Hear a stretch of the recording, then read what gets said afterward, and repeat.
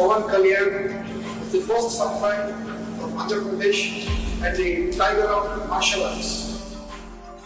Golden dragon సంస్థ నుంచి tiger of martial arts అనే బిరుదుని అందిస్తూ ఆయన్ని ప్రకటించారు. As an honor for him, he is the first person in India being presented this. సోగో బూడో కాంట్రికే సంస్థ ద్వారా 5th డాన్ గౌరవాన్ని సోకే మురమత్సు సెన్సై నేతృత్వంలో టగేదా షింగన్ సమురాయ్ పరంపరలో పవన్ కళ్యాణ్ గారికి స్థానం కల్పించారు. ఇక్కడ టైగర్ అంటే హింస కాదు, హింసను అదుపులో ఉంచే బలం. బలం అదుపులో ఉండాలని చెప్పడమే ఆ బిరుదు యొక్క అర్థం.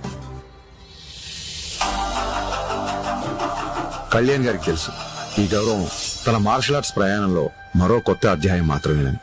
ఈ గౌరవం, గుర్తింపు ఆయన బాధ్యతను మరింత పెంచాయని చెప్పక్కర్లేదు.